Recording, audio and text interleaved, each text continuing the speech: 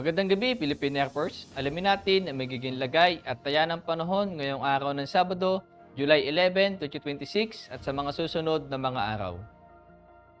Para sa ating synoptic situation, si Typhoon Bobby o si formerly Inday ay nasa labas na ng Philippine Area of Responsibility. At ito ay huling namataan kaninang alas 4 ng hapon na may layong 695 km north of Itbayat, Batanes. Ito ay may lakas na 140 km per hour mula sa gitna at may pagbugso na 170 km per hour. At ito ay kumikilos na northwestward sa bilis na 40 km per hour. Habang southwest monsoon naman ang siya nakakapekto sa ating bansa. Para naman sa track and intensity forecast ni Typhoon Inday, ito ay inaasahan na maglandfall dito sa Xinjiang, China.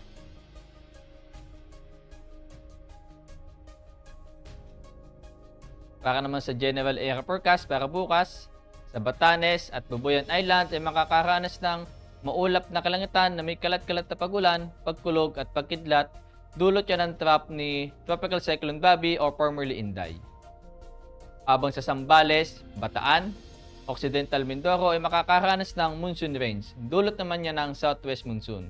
Habang sa Metro Manila, sa natitirang bahagi ng Mimaropa, Western Visayas, Negros Island Region, La Union, Pangasinan, Benguet, Pampanga, Tarlac, Bulacan, Rizal, Cavite, Batangas at Laguna ay makakaranas ng occasional range.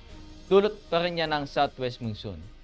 Habang sa Zamboanga Peninsula, Barm, Sorsogon, natitirang bahagi ng Luzon at natitirang bahagi ng Visayas ay makakaranas ng maulap na kalangitan na may kalat-kalat na pagulan, pagkulog at pagkidlat, dulot pa rin yan ng southwest monsoon.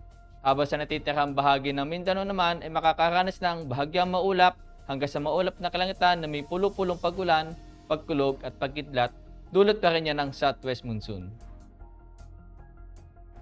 At para naman sa susunod na 3 araw dito sa Metro Manila, Cavite, Lipa City, sa Lunes ay makakaranas ng occasional rains. At pagdating naman ng Martes at Miyerkules ay makakaranas ng maulap na kalangitan na may kalat-kalat na pagulan, pagkulog at pagkidlat.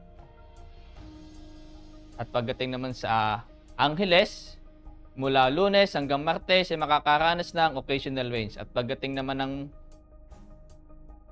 Miyerkules ay makakaranas ng maulap na kalangitan na may kalat-kalat na pagulan, pagkulog at pagkidlat.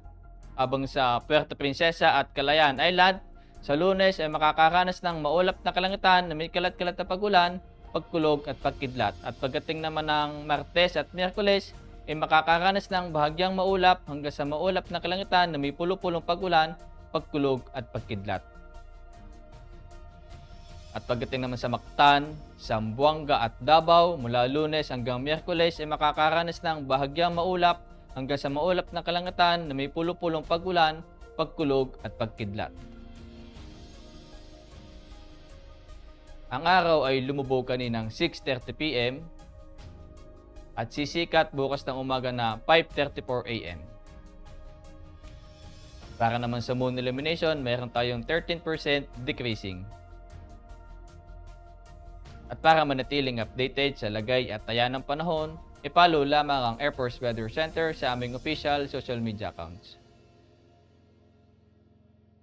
Sa ngalan ng aming commanding officer na si Colonel Hermelino T. Calubiran Jr., PAP GSC, ako si A2C Ever C. Amazona, your weather broadcaster ng Air Force Weather Center. Muli, magandang gabi, Philippine Air Force.